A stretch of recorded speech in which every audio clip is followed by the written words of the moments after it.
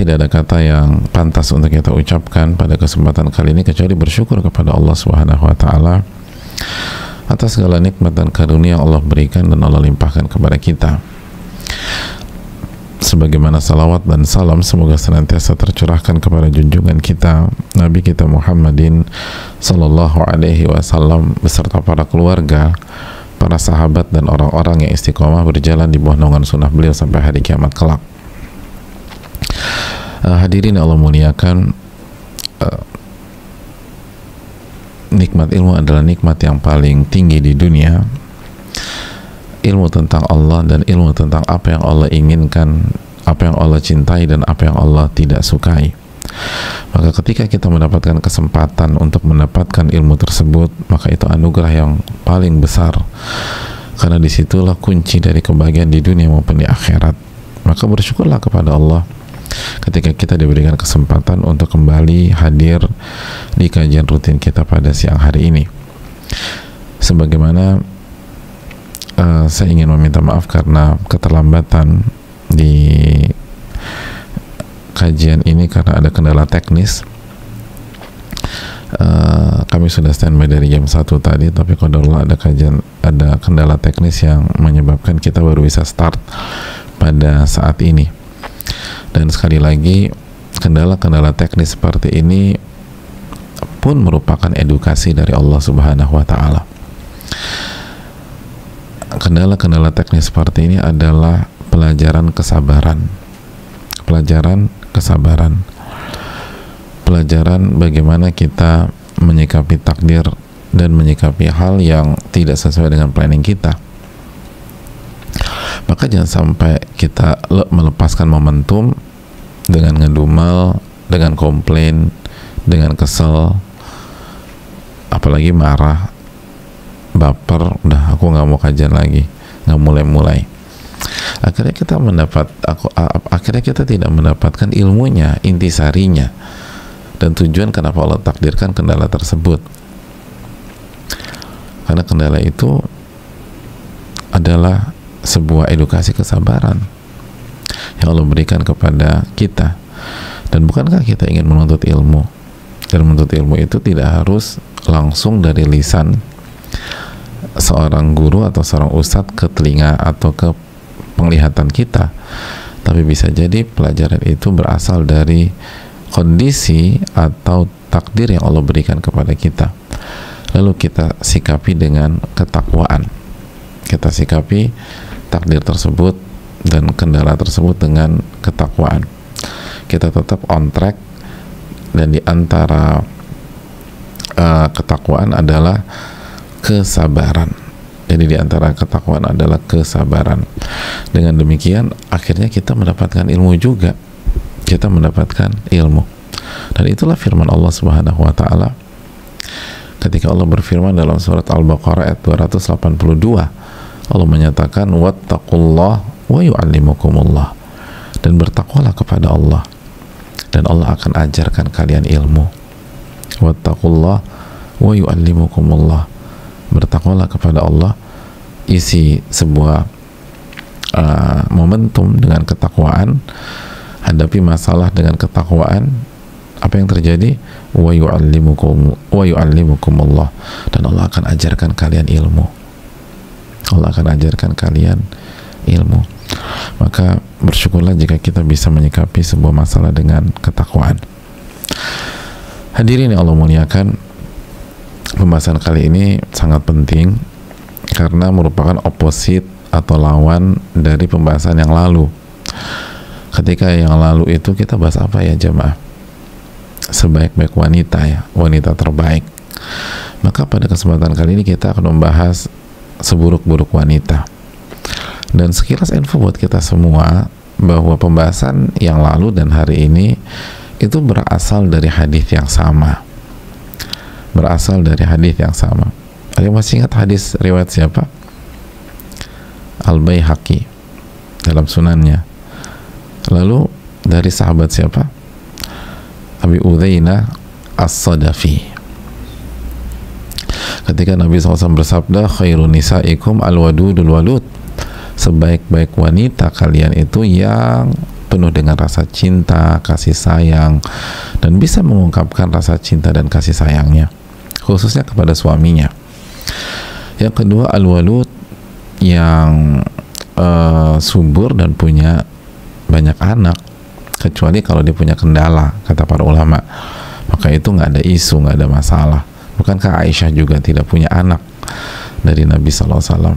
Tapi kalau kita subur, kita nggak ada masalah, cuman karena kita nggak mau aja punya anak, ribet, ngerepotin, nggak bebas, atau merubah tubuh saya sebagai wanita, maka itu bukan profil wanita solehah dan wanita yang menjadi kandidat masuk ke surga Allah Subhanahu wa ta'ala. Lalu berikutnya apa jamaah sekalian? Al-muatiyah. Apa arti muatiyah? Yang halus, yang lembut, dan senantiasa mendengar dan taat kepada suaminya. Jadi yang halus, yang lembut, dan senantiasa yang taat atau mendengar dan taat kepada suami, nggak ngebantah, nggak ngejawab, nggak ngeles, nggak keras, nggak kasar. Selama nggak haram udah iya aja gitu. Selama nggak haram tentu saja dia berusaha mengikuti keinginan dari suaminya, setelah tentu saja dia berusaha taat kepada Allah Subhanahu wa ta'ala. Makanya selama tidak maksiat. Lalu yang berikutnya al-muasiyah. Masih ingat al-muasiyah apa? Yang senantiasa membantu suaminya. Jadi hobinya ngebantu suaminya gitu loh. Helpful banget gitu. Itu wanita terbaik.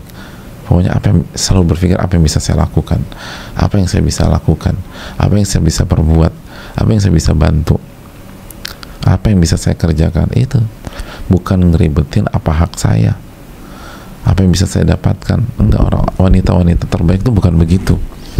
Wanita-wanita terbaik itu berpikir apa yang bisa saya lakukan, apa yang bisa saya kerjakan, apa yang bisa saya bantu, apa yang bisa saya korbankan. Itu wanita terbaik. Bukan apa yang bisa saya dapatkan, kalau nggak dapat marah, ya kalau nggak bisa dapat baper, nggak dapat moody gitu ya. Pokoknya udah aku nggak mau terlibat lagi deh. Loh, katanya mau jadi wanita terbaik. Wanita terbaik itu nggak begitu. Wanita terbaik adalah wanita yang berusaha melakukan apa yang bisa dia lakukan, khususnya buat suami dia. Nah, hadirin yang Allah muliakan, lanjut lagi, idza taqainallah, dan semua itu jika dia bertakwa kepada Allah. Jadi bukan hanya hablum minan nas, bukan hanya untuk suami, tapi semua itu dibalut dengan ketakwaan, mengharapkan wajah Allah, ikhlas kepada Allah Subhanahu wa taala, dan dalam rangka mengikuti sunnah Nabi SAW.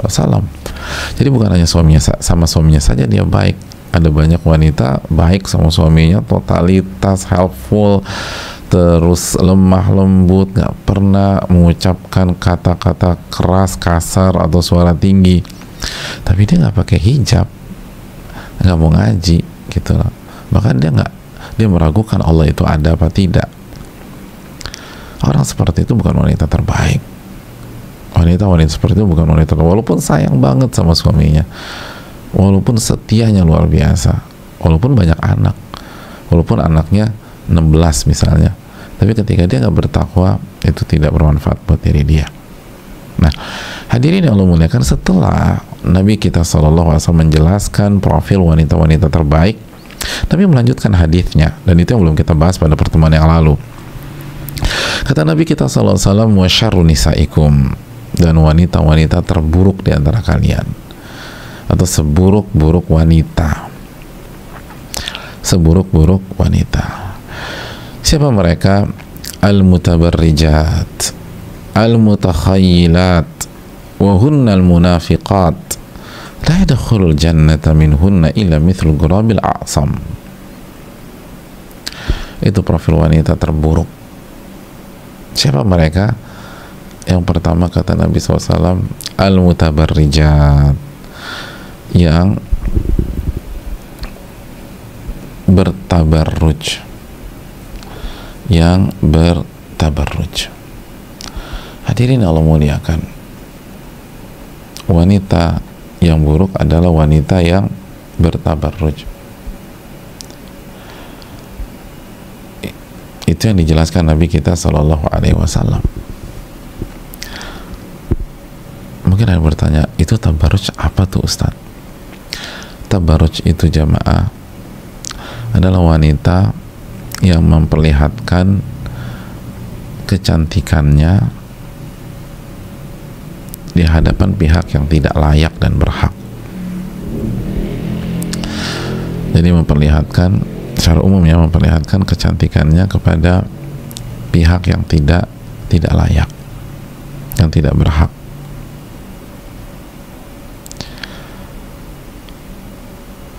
Itu hal yang perlu kita camkan. Baik kecantikan itu perhiasan maupun tubuhnya sendiri, dengan tidak berhijab misalnya, atau pakai baju tapi ketat, lekuk tubuh terlihat, atau tipis pakainya sehingga transparan. Hadirin yang Allah muliakan,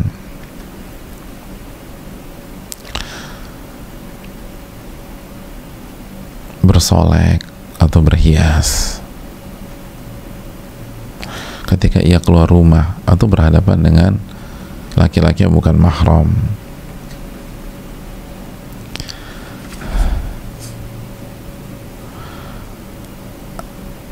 dan inilah yang dilarang oleh Allah Subhanahu wa Ta'ala dalam surat apa? Surat Al-Ahzab ayat 33.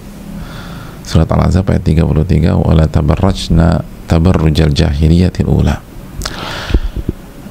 Allah mengatakan, waqarna fi buyutikun, wahai para wanita, tinggallah di rumah-rumah kalian. Tinggallah di rumah kalian.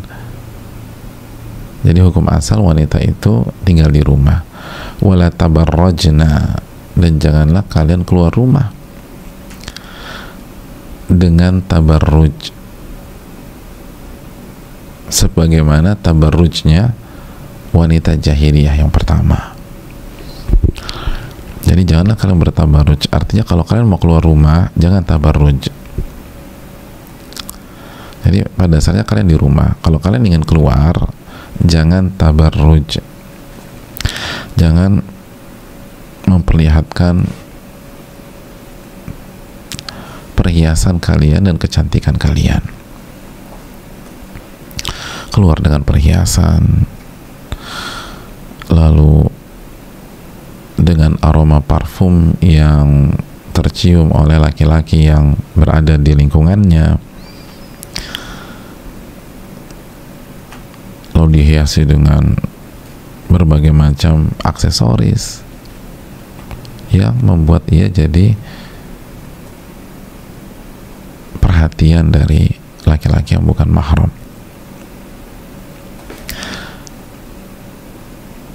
Itu seburuk-buruk wanita, kata Nabi. Tapi kan aku nggak ganggu orang, Ustadz. Yang pertama, itu sabda Nabi kita SAW. Jadi kalau kita punya opini,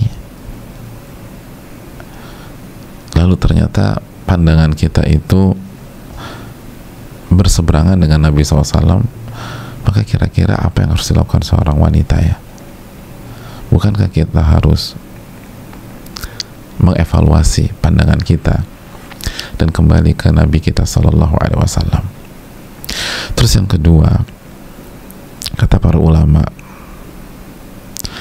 tidak ganggu orang secara langsung, tetapi mengganggu orang, bahkan masyarakat, secara tidak langsung, bahkan secara langsung tetapi tidak dalam bentuk gangguan yang selama ini kita pahami sebagai orang awam, gitu loh. Bukankah mengganggu orang bukan hanya menyulitkan dia secara fisik, menghambat dia secara fisik? Bukankah bagian dari mengganggu orang adalah mengganggu iman dan ketakwaannya, menyulitkan orang untuk bertakwa kepada Allah Subhanahu wa Ta'ala? Makanya ulama mengatakan seperti Syekh Abdul Razak, kenapa wanita yang bertabarruj yang memperlihatkan atau yang berhias gitu, dan memperlihatkan perhiasannya di hadapan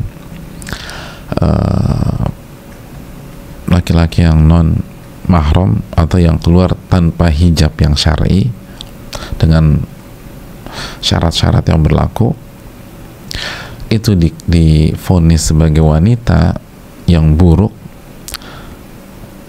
karena kata mereka diantaranya aunan lahu alal ifsad, karena ini membantu syaitan merusak masyarakat, wa hadafan lahu fi iqa'il fitnah, dan membantu syaitan untuk menyebarkan fitnah di tengah-tengah masyarakat. Jadi mungkin dia, tapi kan dia nggak ngapa-ngapain, dia tapi dengan gaya dia berpenampilan seperti itu bisa merusak masyarakat, bisa merusak pihak lain, dan itu clear kalau kita mau merenungkan dengan hati nurani. Betul sekali, nggak caci maki orang, nggak itu, tapi dengan penampilan engkau seperti itu yang mengindahkan syarat-syarat dalam busana syar'i, maka kita mensupport syaitan untuk merusak masyarakat, merusak masyarakat.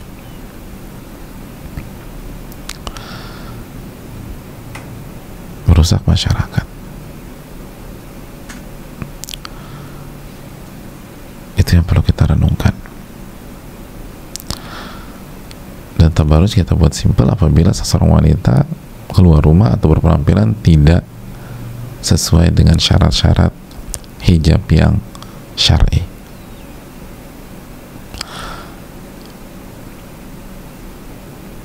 Yang berhias,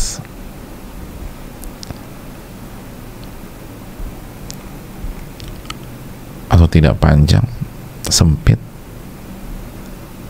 ketat, auratnya terlihat, memakai parfum keluar, dan seterusnya. Dan perinciannya ada di dalam buku-buku fikih. Nah, ini yang perlu kita camkan jamaah. Ini yang perlu kita renungkan. Nabi SAW mengatakan seburuk-buruk wanita, seburuk-buruk wanita, maka jangan kita lakukan itu.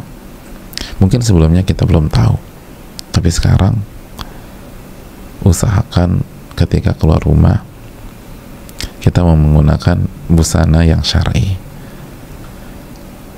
ukurannya, warnanya, ketebalan bahannya,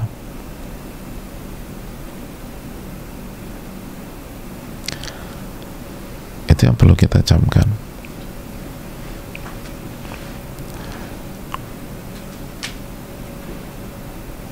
Lalu ada bagi yang pakai cadar, dan bagi yang tidak pakai cadar, wajahnya sudah dibuat biasa saja, jangan dihias atau di make up agar orang tertuju kepada dia.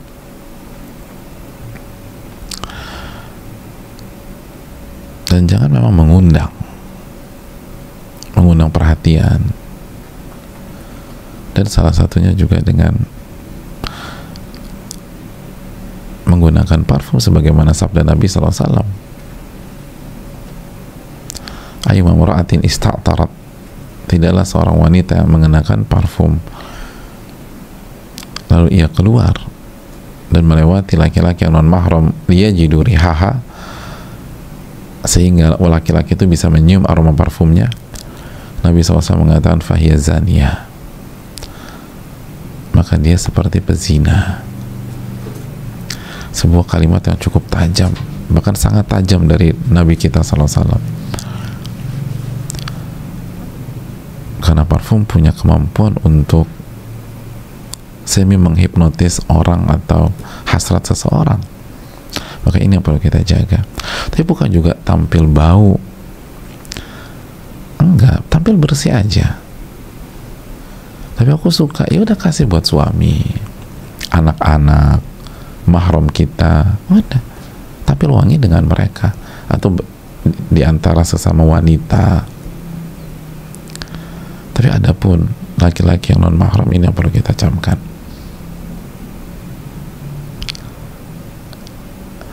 Mari kita evaluasi ibu sekalian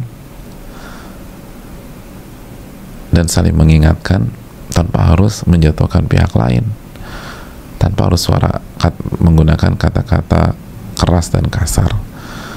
Tapi coba kita renungkan Nabi kita sendiri yang menyatakan syarrun nisaikum, seburuk-buruk wanita di antara kalian, seburuk-buruk. Itu sabda Nabi SAW langsung. Suka atau tidak suka, itu sabda Nabi kita SAW. Terima atau nggak terima, itu sabda Nabi kita SAW. Dan Allah berfirman dalam surat An-Najm ayat 3, wa ma yantiqu 'anil hawa in huwa illa wahyun yuha. Dalam ayat yang ketiga dan keempat, Nabi tidak berbicara dengan hawa nafsunya, tapi wahyu yang Allah wahyukan kepada beliau. Itu sifat pertama. Yang kedua, al-mutakhayyilat. Al-mutakhayyilat. Al-mutakhayyilat itu wanita yang sombong. Wanita yang sombong.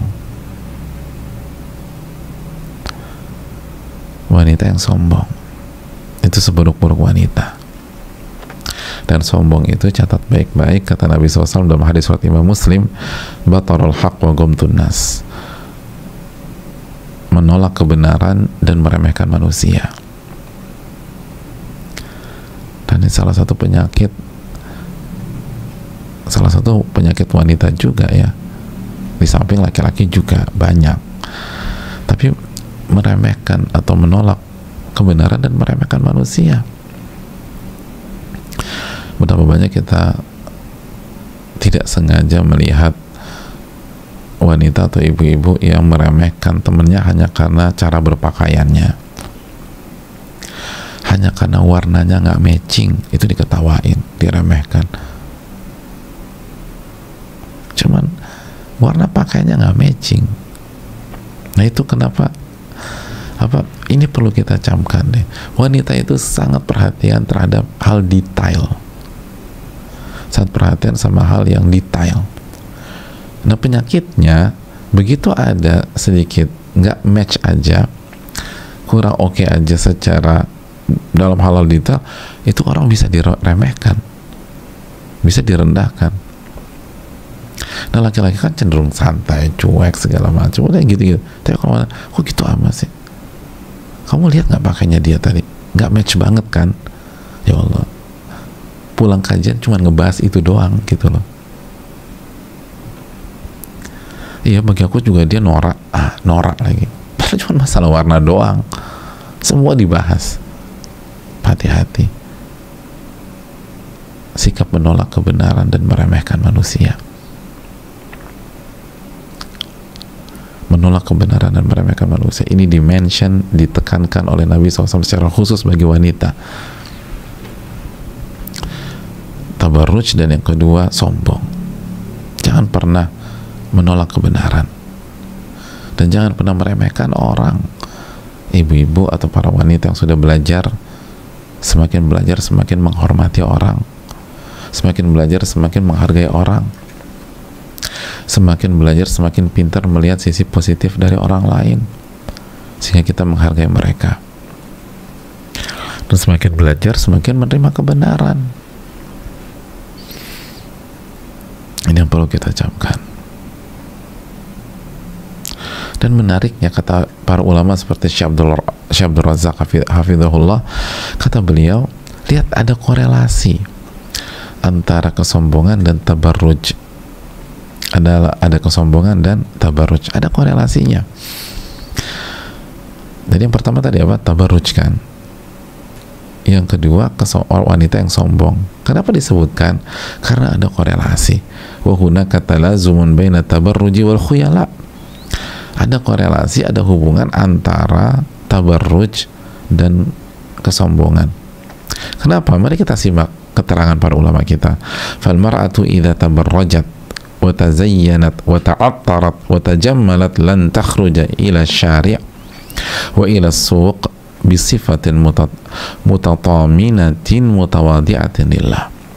Wanita itu kalau sudah tabarruj, kalau sudah berhias, bersolek, sudah pakai parfum, sudah mempercantik dirinya ketika dia keluar atau mau ketemu sama atau melewati laki-laki yang bukan mahram, sekali lagi tabarruj, bersolek atau berhias, pakai parfum, lalu mempercantik dirinya, maka dia tidak akan keluar ke tempat publik, ke jalan, ke pasar, atau ke tempat manapun dengan sifat yang tawadu kepada Allah.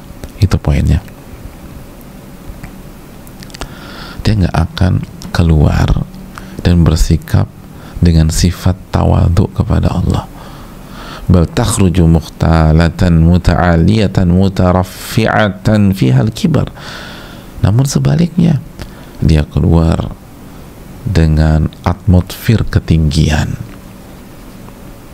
kesombongan, keangkuhan, yang di dalamnya ada kesombongan. Ia keluar dengan rasa ujub terhadap dirinya,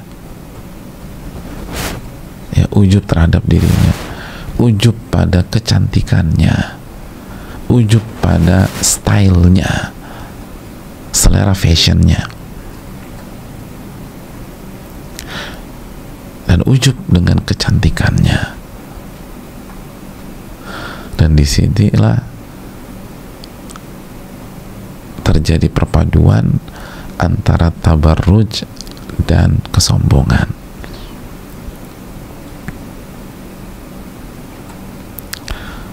Coba deh,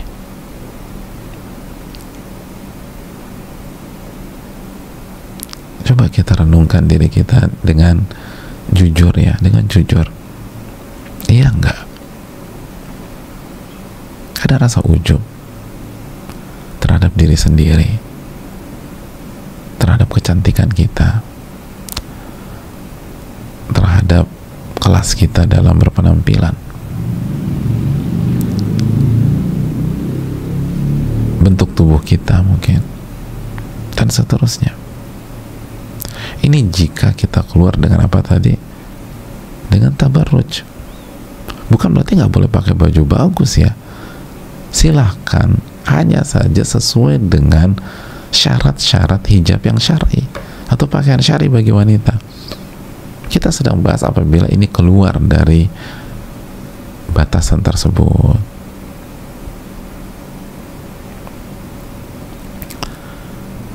Itu tadi, kenapa sih wanita ngotot banget gitu ya? Karena dia ingin menampilkan sesuatu dari dirinya. Itu poinnya. Ingin menampilkan sesuatu dari dirinya.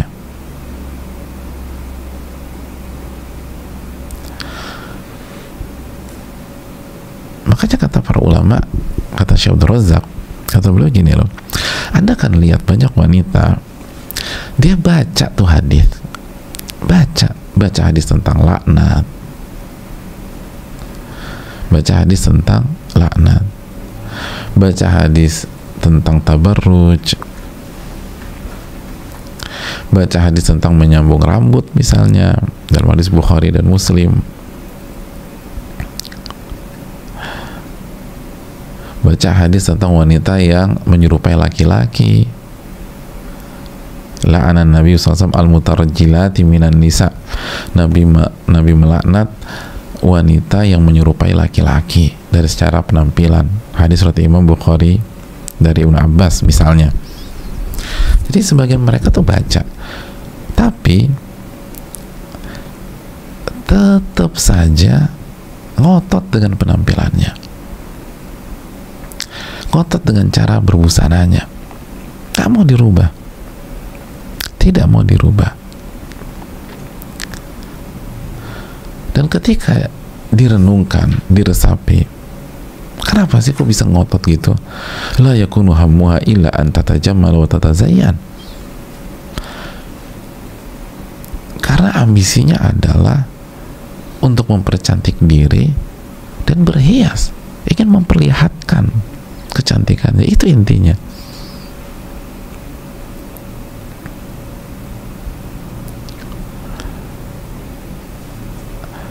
Bukan gue bebas dong berpenampilan yang membuat gue nyaman, bukan tentang nyaman, ini tentang memperlihatkan kecantikan. Ingin ada yang diangkat, ada ujub terselubung, adapun kita menerima fakta ini atau enggak, yaitu dikembalikan kepada kita, bebas kok, la ikraha fiddin. Sama kan, kita tes darah terus hasilnya buruk, Anda mau terima tes itu atau enggak, itu urusan Anda, nggak ada dipaksa juga kok, nggak balik ke dokternya juga, itu kembali ke hak kita. Tapi itulah faktanya, ini hasil tes darahnya, ini faktanya. Nabi bersabda seburuk-buruk wanita itu adalah yang tabarruj dan yang sombong, disatukan, berarti ada korelasi. Berarti ada pesan, kalau ingin jadi wanita yang tawadhu, maka berpenampilan sesuai dengan busana yang syar'i. Ikuti syarat-syarat yang ditentukan Allah dan Rasulnya, gak usah ngotot.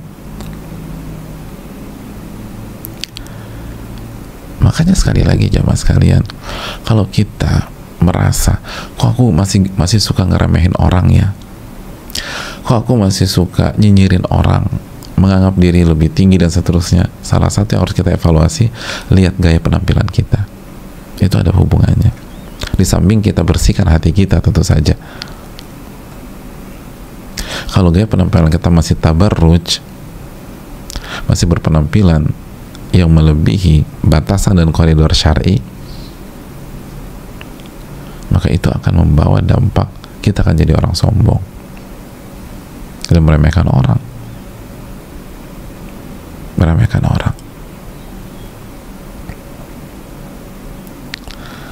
Dan ini pelajaran kepada kita, jangan sampai ambisi kita di masyarakat, di pergaulan, ketika kita keluar rumah dan bertemu orang, ketemu dengan laki-laki yang non mahram, ambisi kita adalah memperlihatkan kecantikan kita,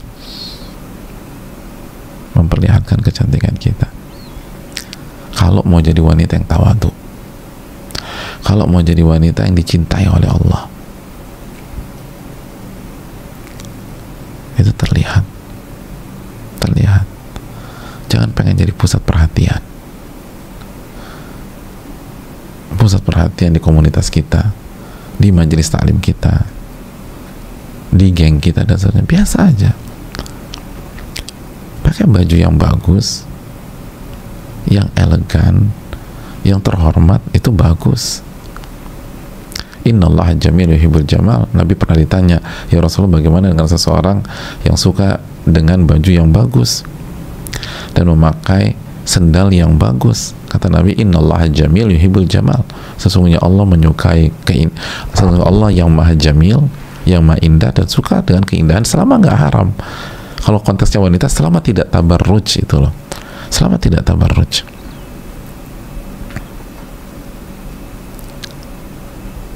Itu yang perlu kita camkan. Tapi apa motif kita? Apakah kita ingin mendapatkan ridho Allah, atau kita ingin mengumbar kecantikan kita di luar, ingin tampil?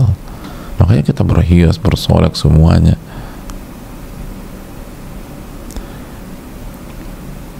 Ingin dipuji. Itu yang perlu kita camkan.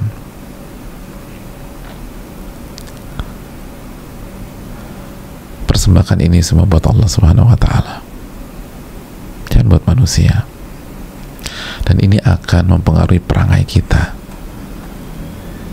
Apakah kita jadi wanita yang tawadhu atau wanita yang sombong? Makanya jamaah sekalian, ini juga kalau apabila ada suami-suami ikut kajian, kalau kita kewalahan ngadepin istri kita, ini bagi para suami ini, kewalahan ngadepin istri kita, dikasih tahu ngejawab, dikasih tahu ngedebat, dikasih arahan ngebantah, pening kita ngadepin istri kita. Coba lihat cara busananya, coba lihat bagaimana dia berpenampilan, Anda yang membebaskan dia berpenampilan, Anda yang membebaskan dia bertabarruj, Anda yang membebaskan dia bersolek ketika keluar, Anda yang membiarkan dia tampil wangi di hadapan banyak orang. Bukan tampil bersih ya, tampil bersih oke, tapi dengan parfum semerbak segala macam, ya Anda yang biarkan, ya Anda panen hasilnya dong. Itu korelasinya jelas. Ini jelas para ulama, digabungkan sama Nabi SAW. Tabarruj dan sombong digabungkan. Jadi kalau ingin punya istri yang nurut, yang taat, suami bilang AA, suami bilang BB, kontrol cara penampilan istri kita. Kontrol cara penampilan istri kita. Jangan sampai dia tabarruj keluar rumah ketika bersama kita, atau ketika dia pergi sama pihak lain, atau dia pergi sendirian ngurus segala macam. Jangan sampai tabarruj. Dan seringkali laki-laki memang ingin memamerkan istrinya, ingin memperlihatkan bahwa istri saya cantik, dan disuruh istrinya pakai segala macam. Nah, yang mereka lupa bahwa nggak berhenti sampai titik di situ. Konsekuensinya adalah siap-siap aja dibantai istri di rumah, siap-siap aja dilawan sama istri di rumah, siap-siap aja didebat istri di rumah. Oh, Nabi katakan ini tabarruj dan sombong apa? Menolak kebenaran dan meremehkan orang, dan siap-siap aja diremehkan istri di rumah. Kenapa Anda yang kasih kesempatan itu? Ya, Anda yang memelihara anak singa, begitu singanya besar ya dimakan, ya jangan salah siapa-siapa. Anda yang melihara.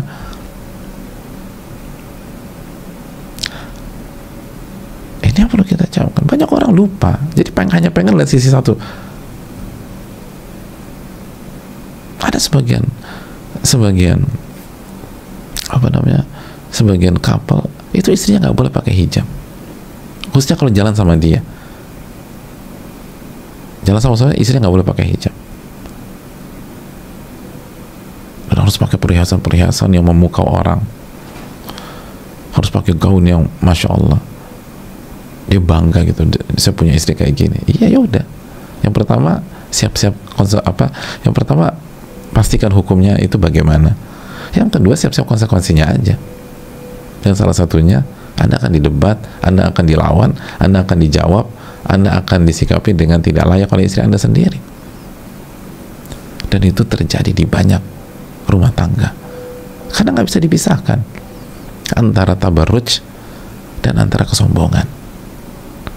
Kita masih hobi tabarruj, maka siap-siap saja ada virus kesombongan di dalam hati kita. Kalau kita ingin buang virus kesombongan, jangan tabarruj, jangan tabarruj.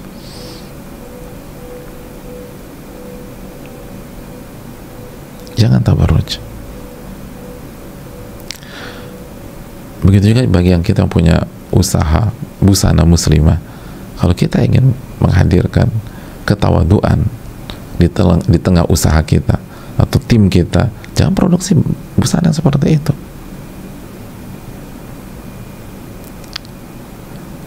Itu yang perlu kita camkan bersama-sama. Ini penting. Ini hal yang penting. Jangan tabarruj. Anda tabarruj, maka Anda siap sombong. Dan sebaliknya, orang yang sombong kecenderungannya tabarruj. Gitu aja.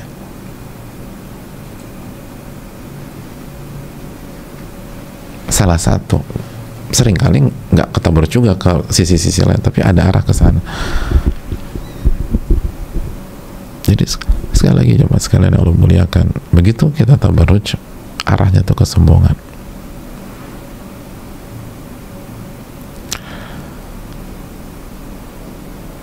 Yang berikutnya jemaah, yang berikutnya, wahunal munafiqat, dan mereka lah wanita-wanita munafik. Wih, tajam jemaah. Nabi SAW mengatakan, dan mereka lah wanita-wanita munafik. Munafik, wanita yang tabarruj, yang sombong, yang suka menolak kebenaran, suka ngedebat suami, suka ngebantah, padahal suami kasih dalil, suami kasih ayat, semua suami kasih hadis, suami nasihatin yang benar, dijawab mereka lah wanita-wanita munafik. Tabarruj dan sombong menolak kebenaran dan meremehkan manusia. Kita masih suka meremehkan kebenaran, kita remehkan orang. Wahunnal munafiqat, mereka wanita-wanita munafik.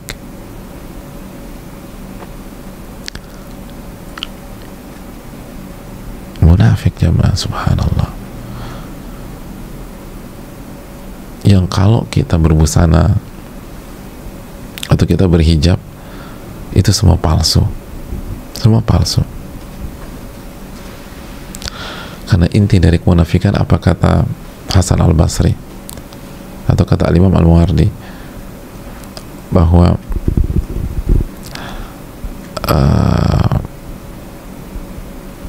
rahimnya kemunafikan adalah rahimnya kemunafikan adalah kebohongan, al-kadzib. Al-kadzib jima'un nifaq, kata Imam Al-Mawardi rahimahullah. Kebohongan yang mengumpulkan seluruh sifat-sifat kemunafikan. Dan sebagian ulama mengatakan aslun nifaqil kadzib, asalnya kemunafikan itu dari asalnya kemunafikan itu berasal dari kebohongan. Kita jadi wanita tukang bohong, nggak jujur, tukang bohong, maka jadi munafik.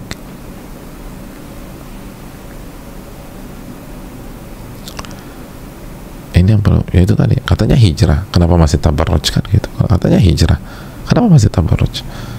Kenapa sombong? Kenapa masih ngebantah suami misalnya ketika kasih nasihat, padahal itu nasihatnya benar?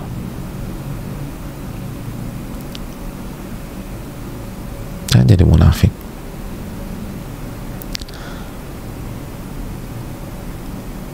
Dan munafik sangat panjang, tapi sekali lagi intinya adalah kebohongan. Dan kebohongan yang paling parah adalah bohong sama Allah Subhanahu wa taala. Katanya kita mau berubah, kita jadi wanita soleha, kita ingin berhijrah, kita ingin, buktinya mana?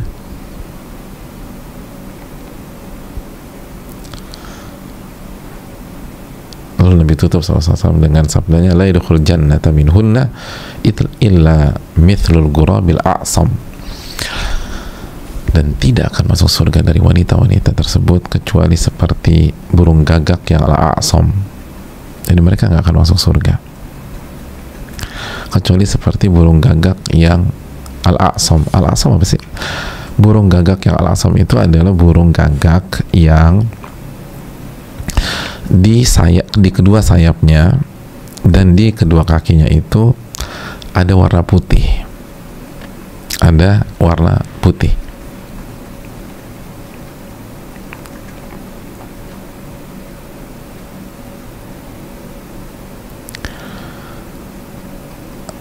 Dari warna, ada warna putih. Maksudnya apa? Siapa yang tahu maksudnya? Jadi mereka nggak akan masuk surga kecuali seperti burung gagak yang punya warna putih di kedua sayapnya dan di kedua kakinya. Apa maksudnya?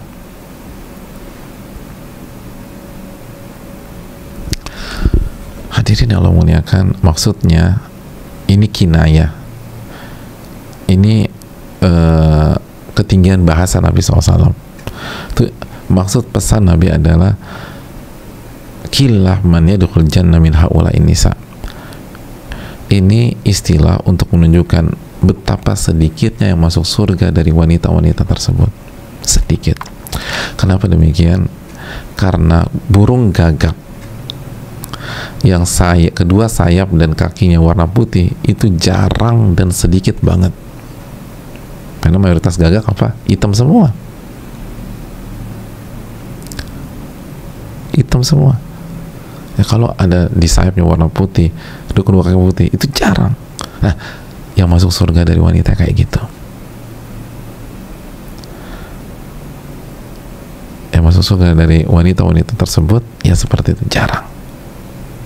Jarang ada yang selamat. Jarang ada yang selamat.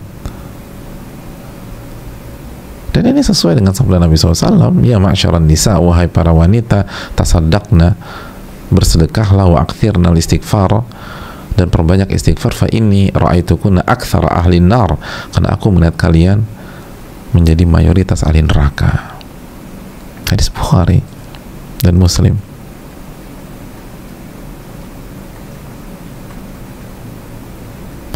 Ini yang perlu kita camkan.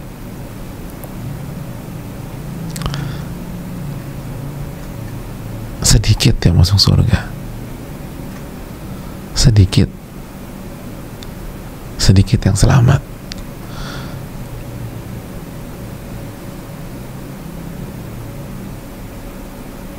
Maka kuburlah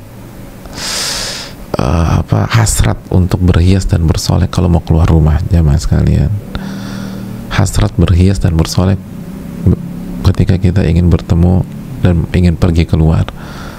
Kalau enggak, sedikit yang selamat, sedikit yang selamat. Dan jangan sombong, khususnya depan suami. Dikasih nasihat, terima. Jangan ngejawab, jangan nolak kebenaran, dan jangan meremehkan orang. Jangan pernah remehkan orang. Jangan jadi munafikah. Kalau bicara dia bohong, kalau janji dia ingkari, kalau dikasih amanat dia khianat. Jujurlah sama Allah Jalla wa'ala, ibu-ibu sekalian. Jujur kepada Allah, karena inti kemunafikan adalah kebohongan. Dan kebohongan yang paling parah, bohong sama Allah. Mungkin kita nggak pernah bohong sama teman kita, klien kita, atau customer kita, atau konsumen kita, tapi sama Allah gimana? Kita janji jadi hamba yang baik, tapi kok nggak baik nih? Bohong. Itulah seburuk-buruk wanita.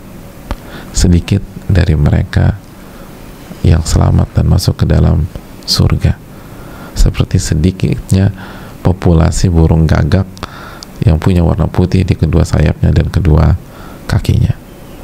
Dengan demikian, inilah hadis tersebut. Semoga menjadi ibrah bagi kita. Tabarruj, yang suka berhias dan bersolek di hadapan laki-laki yang bukan mahramnya,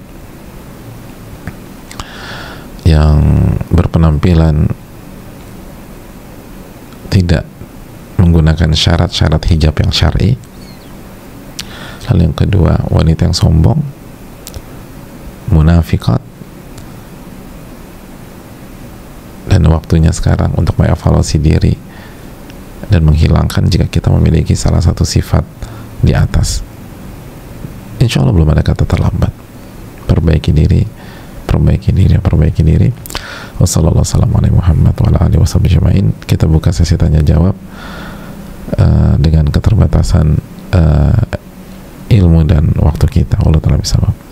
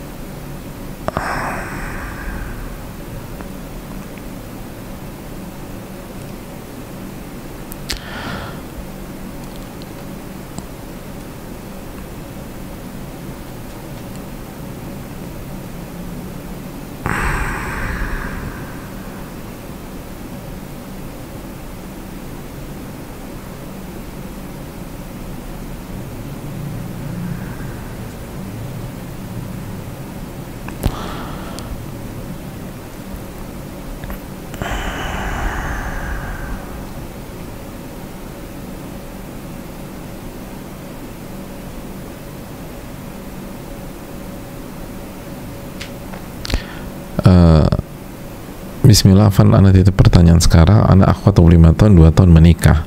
Apakah buruk bagi seorang istri yang mempertahankan pernikahannya meskipun menyakiti dirinya sendiri karena tidak terpenuhi hak-haknya oleh suami? Qadarullah suami positif HIV dan baru diketahui setelah mereka menikah. Jazakallah khairan. Yang pertama, untuk para jamaah yang lain, banyak-banyak bersyukurlah kepada Allah ketika kita mendapatkan suami yang memberikan hak kita. Karena pertanyaan ini sebagai contoh banyak sekali di luar sana yang nggak seberuntung kita, yang punya suami tapi tidak memberikan hak-haknya, yang menikah tapi tertekan. Maka banyak-banyak bersyukurlah kepada Allah Subhanahu wa Ta'ala. Karena kalau kita tidak bersyukur, maka kita kufur nikmat, dan itu dari awal masalah kita ke depan. Adapun untuk beliau yang bertanya, yang pertama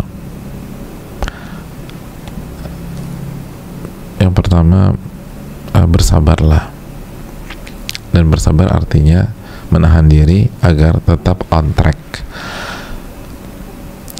Dan yang kedua, kedepankan iman kepada takdir, bahwa ini ditakdirkan oleh Allah Subhanahu wa Ta'ala, dan pasti banyak hikmah, pasti banyak pelajaran jika kita mau merenungkan, jika kita punya ilmunya, dan kita mau menerimanya sebagai sebuah takdir. Jadi kedepankan iman kepada takdir. Orang-orang beriman itu mengucapkan Rabbana ma khalaqta hadza batila, wahai Rabb kami, engkau nggak mungkin menciptakan sesuatu tanpa ada alasan, pasti ada hikmah. Yang ketiga, adapun ketika suami positif HIV dan bisa menularkan kita, maka untuk sementara di-cut dulu jalan-jalan penularan, di-cut dulu, diputus dulu jalan-jalan penularan. Semua yang bisa membuat diri kita tertular itu ditutup dulu, dan itu syar'i insyaallah. Terus yang berikutnya, adapun masalah perceraian atau tidak mempertahankan, maka saran saya konsultasikan lebih lanjut kepada seorang ahli ilmu dan buka masalahnya secara komprehensif. Karena masalah perceraian itu salah satu fatwa tersulit di dalam dunia fikih dan terberat, dan sebaiknya dan idealnya itu tidak dibahas di sesi tanya jawab umum, karena butuh fakta dan kondisi yang komprehensif. Dalam ilmu usul fikih dikatakan al-hukmu ala syai'in far'un an tasawwurihi, menghukumi sesuatu itu setelah mengetahui masalahnya secara komprehensif. Tapi pada dasarnya wanita boleh meminta cerai jika hak-haknya tidak terpenuhi atau tidak ada rasa cinta sehingga dia tidak bisa bertakwa kepada Allah dalam pernikahannya tersebut. Dia tidak bisa bertakwa kepada Allah, dia tidak bisa menjadi wanita yang bersyukur sebagaimana kisah istrinya Thabit bin Qais, punya suami calon penghuni surga tapi minta cerai. Kenapa? Kata istrinya, walakinni akhaful kufra ba'dal iman, karena saya khawatir kufur nikmat setelah beriman. Suami saya baik banget tapi saya nggak suka, saya nggak cinta, dan saya khawatir kalau saya lanjutkan saya nggak bisa bertakwa kepada Allah. Ingat, pernikahan itu untuk menjaga setengah agama. Faqad istakmala nisfa din, kata Nabi SAW. Dia telah menjaga separuh agama. Ingat, tujuan pernikahan itu menjaga kehormatan, dan kehormatan ini berkaitan dengan banyak hal. Oleh karena itu, kalau itu tidak terpenuhi, maka diperbolehkan untuk bercerai. Itu secara global. Detailnya saran saya konsultasi. Allah ta'ala bisawab. Karena ada wanita tidak terpenuhi haknya tapi happy-happy aja, senang-senang aja, dan dia masih bisa bertakwa, bahkan takwanya semakin bagus, padahal hak-haknya nggak dikasih. Tapi ada wanita nggak bisa bertakwa, dia nggak bisa bertakwa, dia nggak bisa bersyukur. Dia baru bisa bersyukur kalau haknya dikasih, dan atau dia mendapatkan suatu kondisi dalam rumah tangganya. Setiap orang beda-beda. Oleh karena itu yang perlu dicamkan. Dan terakhir, coba mulai dengan evaluasi diri. Sudah bertakwakah kita kepada Allah? Sudah jujurkah kita kepada Allah? kalian pernah lupa bahwa dzalika bima qaddamat aydikum wa anna allaha laysa bidzallamin lil abid? Dalam surat Ali Imran ayat 182 Allah berfirman, dan itu karena perbuatan kalian, dan Allah tidak pernah menzalimi hamba-hambanya sama sekali. Wallahu ta'ala bishawab. Pertanyaannya, Assalamualaikum warahmatullahi wabarakatuh. Waalaikumsalam warahmatullahi wabarakatuh. Semoga Ustadz, keluarga, dan seluruh umat Islam selalu dalam lindungan dan rahmat Allah Subhanahu wa taala. Amin ya rabbal alamin. Izin bertanya Ustadz, bagaimana cara menghilangkan rasa minder dengan teman-teman akhwat yang Masya Allah banget, yang punya ilmu agama dan ilmu dunia, sedangkan saya hanya akhwat biasa-biasa saja, yang ilmu akhirat dan ilmu dunianya tidak sebanding dengan mereka. Terkadang rasa minder itu malah yang membuat saya tidak melangkah, stagnan di posisi ini terus. Mohon nasihatnya Ustadz. Jazakumullah khairan. Hadirin yang Allah muliakan, rasa minder itu karena kita fokus ke makhluk,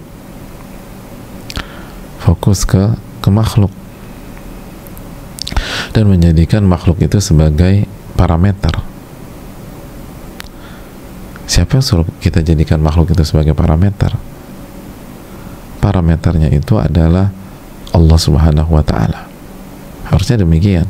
Jadi parameternya adalah Allah Subhanahu wa ta'ala.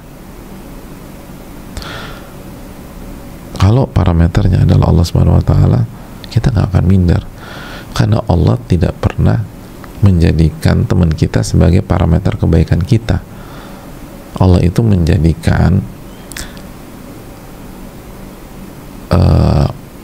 kemampuan kita sebagai parameter kebaikan kita. Allah berfirman, la yukallifullahu nafsan illa wus'aha. Allah tidak pernah membebankan seseorang di atas kemampuannya.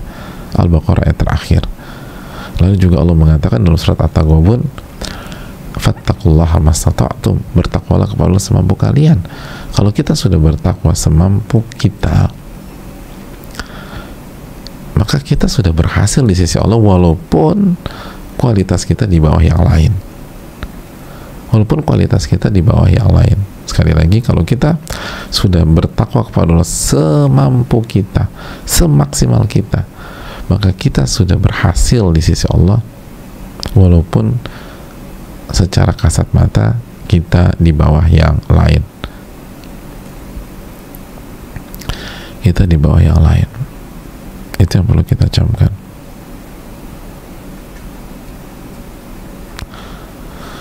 Gitu jemaah sekalian, di bawah yang lain. Maksimal diri kita nih, misalnya kalau pakai nilai 40, maka ketika kita sampai nilai 40, maka kita sudah berhasil di sisi Allah, walaupun di ranking kita nomor 274, jauh banget di bawah, jauh banget, 274 dari 273 siswa, jadi -1, parah banget. Kalau yang lain bagus-bagus nilainya, tapi kan parameternya bukan manusia. Terus yang berikutnya jemaah sekalian, mainkan amalan hati.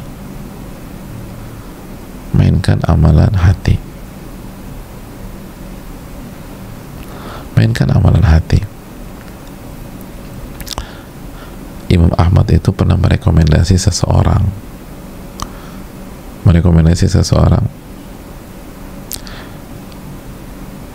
yang ketika beliau rekomendasikan, sebagian orang tuh kaget, karena bagi mereka ini orang biasa-biasa aja, sosok ini biasa-biasa saja di level itu ya, di standar zaman beliau. Karena yang beliau rekomendasikan juga bukan orang sembarangan. Yang beliau rekomendasikan adalah Ma'ruf al-Karhi. Makanya ditanya, kok bisa antum rekomendasi Ma'ruf? Emangnya Ma'ruf itu sehebat apa sih? Apa kata Imam Ahmad? Karena ma'ahu ra'sul ilm. Mungkin dianggap sebagian pihak beliau biasa-biasa saja, tapi Ma'ruf itu punya kepalanya ilmu, intinya ilmu. Apa intinya ilmu? Khasyatullah, takut kepada Allah Subhanahu wa ta'ala. Itu membuat saya merekomendasi beliau. Lihat bagaimana para ulama menjadikan parameter, bukan kecerdasan, bukan skill, tapi tapi rasa takut kepada Allah Subhanahu wa taala. Allah taala bisawab.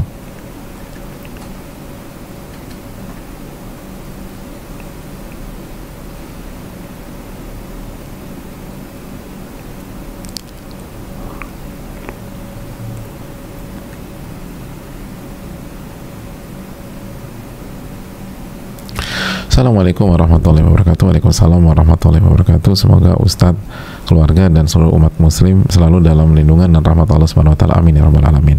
Izin bertanya Ustadz, semangat belajar saya ketika pulang ke rumah orang tua menjadi berkurang. Karena kadang saya nggak enak dengan orang tua kalau sering streaming kajian, jadi banyak yang saya skip agar orang tua tidak berpikir macam-macam. Merasa tidak semaksimal ketika di kosan. Jadi ketika di rumah orang tua, saya rasanya pengen buru-buru pulang ke kos biar bisa memaksimalkan lagi. Apakah sikap saya yang seperti ini salah? Mohon nasihatnya Ustadz. Jazakallahu khairan, barakallahu fikum, barakallah. Yang pertama, fa'ati kulladzi haqqin haqqah. Tunaikan setiap pihak haknya masing-masing. Dan di antara hak yang harus kita tunaikan adalah hak orang tua. Tapi bukan berarti harus setiap saat, kan? Nggak juga. Tapi intinya orang tua ridho dengan frekuensi kita ke mereka, dan mereka meridhoi kita. Kalau orang tua sudah meridhoi kita dan ridho dengan frekuensi yang kita pilih tersebut, maka pada dasarnya udah gak ada masalah. Jadi lihat dulu. Jadi tidak maksimal ini kan seringkali subjektif ya. Jadi kalau orang tua ridho dan gak mau mempermasalahkan, ya udah gak apa-apa gitu loh. Terus yang kedua, kalau kita ingin streaming di rumah orang tua, bicara aja baik-baik. Seringkali kita belum bicara, terus kita simpulkan sendiri, padahal kalaupun kita di rumah kerjanya streaming juga nggak ada masalah sama sekali. Ada banyak orang tua itu sudah bahagia setengah mati ketika ngelihat anaknya pulang, walaupun hanya berada di kamarnya aja. Jadi anaknya pulang, nggak keluar-keluar, udah di kamar aja seharian. Itu senang tuh orang tua. Orang tua senang. Padahal anaknya nggak pernah keluar, di kamar aja. Kalau keluar mungkin hanya untuk sholat atau makan, masuk lagi, udah tenang. Jadi seringkali standar orang tua dan kita tuh beda. Jadi jangan gampang menyimpulkan dari diri kita. Ikuti standar orang tua, itu poinnya. Dan kalau ada hal-hal yang ketinggalan, kan kalau kajian streaming biasanya terupload di YouTube dan kita bisa kejar rekamannya, sehingga win-win. Allah taala bisa, mungkin itu.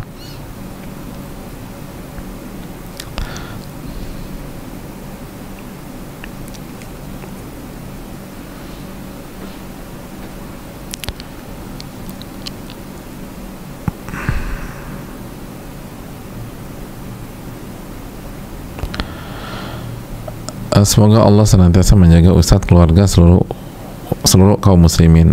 Amin ya rabbal alamin. Begitu yang bertanya. Afwan Ustadz, saya adalah istri sekaligus ibu dari 3 anak yang masih kecil-kecil. Saya sangat ingin berbakti kepada suami, melayaninya dengan baik, mengurus segala keperluan suami sampai hilang. Qadarullah. Ini mana ya?